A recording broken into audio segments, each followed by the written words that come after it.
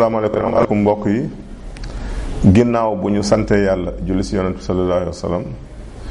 ñu ngi nuyu njiitu kër gi muy laaj buggaan di ko ñaan li ñaan njabootam ñu ngi nuyu aussi personnel bi nga xam ñoo boot si ginnaaw ñu ngi nuyu Sénégal yëpp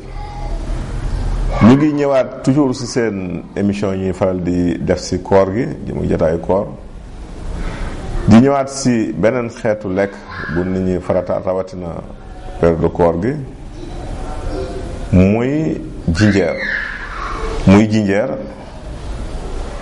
jinjeer nag nekk na loo xamante ni bari na lu ñu koy jël ci mois de Ramadan am na ñu koy def jus di ko naan bu ñu ginnaaw bu ñu ndogoo ba noppi kon baax na ñu wax njariñ ak propriété yi nga xam ni moom jinjeer am na ko. jinjeer nekk na loo xamante ni dafay réchauffer maanaam dafay tàngal. jinjeer dinay joxe tonus, dafay joxe force, dafa baax ci digestion donc boo ko dee jël dafay tax sa digestion gaaw maanaam lekk nga lekk mën a gaaw a rees. dafay dindi graisse gu bon gi xam nga bu ñu wooree ba ngoon dinañ jël suukar su bëri dinañ jël aussi yu niin yi te suukar dafay transformer nekk graisse boo lekk graisse gi nga xam ne moom la ñu toggee graisse gu bon googu nag nekk sa deret di daw lii di jinjeer daf koy nettoyer ba nga xam ne du mën a indi benn jeexital si yow kon loolu njëriñ la. beneen bi ba léegi defe naa ni bien que mu baax si togg trop am na yéen dañ koy toggee am na moom ñuy boole di ko boole ak ay poobar ak ñoom seen di ko toggee di ko safale seen togg kon mais yemul si njariñ boobu rek ndax dafa bari ay propriétés médicinales ndax jinjeer dafay faj boo amee jinjeer def ko jus bu toll nii la lii mooy rhizome dañ koy dégg ñu bëri mais xamuñu ko lii mooy rhizome mooy reen bi soo ko amee bu toll nii nga écrasé ko def ko si jus si litre ndox boole ko lem di ko jël ginnaaw bi nga dogee dafay tax ñi am problème estomac daf leen di dimbali ba lekk du leen sonal boo ko jëlee ginnaaw bi nga ndogoo bala nga entre ndogu bi ak reer bi dafay defar sa biir ba nga xam ne lekk bu si tegu acide du la sonal kon lu am solo la. jinjeer dafa am gingerol moom mooy indi saveur piquante loolu tax muy saf di fort noonu gingerol moo koy def. loolu tax na mu nekk anti-inflammatoire donc boo amee maladie rhumatismale yi dafa baax si inflammation boobu yax yi dafa ak sédditu kon di ko jël baax na. dafa am gingiberine am li ñuy wax curcumine kon yooyu nekk na ay antioxydants yoo xamante dafay lutter contre les radicaux libres boo ko dee jël yàlla mën a dimbali ba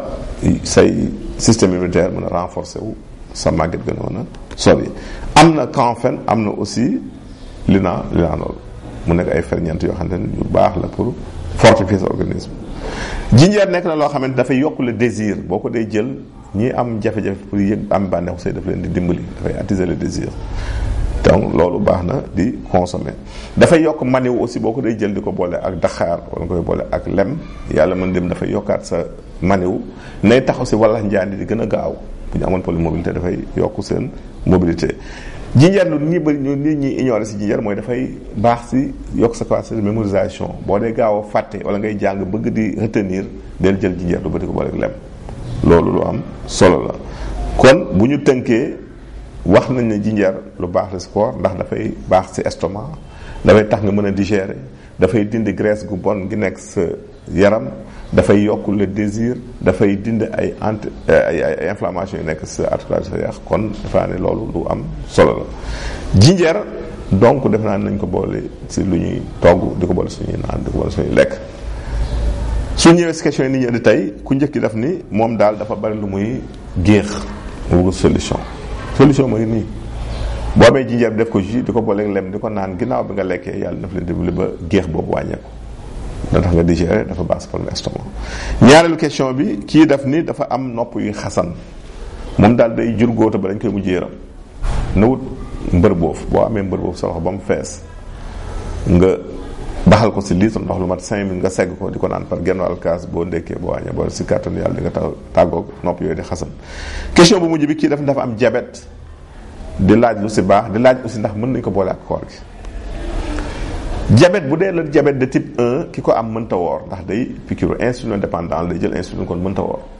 bu dee diabète de type 2 bi ki ko am mën na woor à condition que diabète am équilibre ñetti weer yi jiitu koor gi bu fekkee yow sa diabète dafa équilibré ñetti weer yi jiitu koor gi mën nga woor du am danger kon loolu la ñuy digal boobu solution yi bari na mais xobu laurier lañ lay wax boo amee juróom-ñaari xobu laurier baxal ko si litre ndox 5 minutes segg ko di ko jël par demi-verre matin midi soir si kattanu yàlla dina def sa jabet boobu stable. boo amee bantu nebedaay aussi def ko si ndox di ko naan baax na boo amee sungufu bër-wérngël di ko baxal di ko naan baax na sa jabet. ñu leen tàggu fi ñu waxtaan seen émission jërëjëf.